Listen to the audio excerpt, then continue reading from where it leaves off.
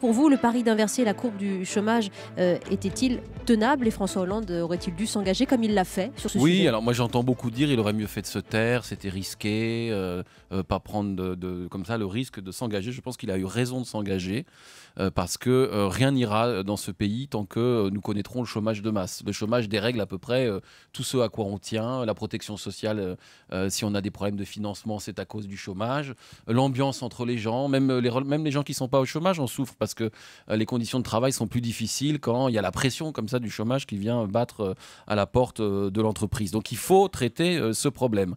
Là où par contre il a eu tort, c'est la politique qu'il a mis en œuvre parce que là pour le coup c'est son échec, pas un échec de communication.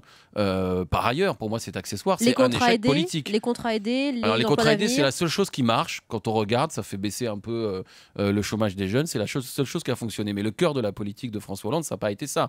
D'abord, il n'a pas remis en cause le cadre européen et notamment celui de l'austérité, la baisse des budgets, puisqu'il n'a pas voulu se fâcher avec Madame Merkel.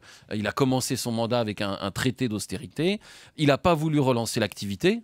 Alors il avait les moyens de le faire. Il le fera, on en parlera avec le pacte de responsabilité. Non, il continue à dire c'est aux entreprises de créer des emplois, moi je peux rien faire. Si, l'État a la possibilité d'abord d'augmenter les salaires puisqu'il a le levier du SMIC, il n'a pas voulu l'utiliser, et ensuite de relancer l'activité par l'investissement public, et il fait l'inverse. Il diminue l'investissement public puisqu'il veut baisser les budgets. Donc tout ça, c'est sa responsabilité. Alors. Et j'ai ajouté un élément qui est central dans la difficulté économique qu'on a aujourd'hui et dont on ne parle jamais, c'est que l'année dernière, vous avez une baisse de la consommation. C'est quand même seulement la deuxième fois que ça se produit depuis 1945. On avait les chiffres des faillites d'entreprises l'année dernière, 63 000 faillites d'entreprises. Donc il faut redonner la confiance. Et la majeure partie d'entre elles, c'est parce qu'il y a un problème de consommation. Donc ça frappe les restaurateurs, les gens qui travaillent dans le BTP. Et là-dessus, Hollande ne fait rien, ou plus exactement, il aggrave la situation en augmentant la TVA. On va voir avec vous donc c'est justement son échec.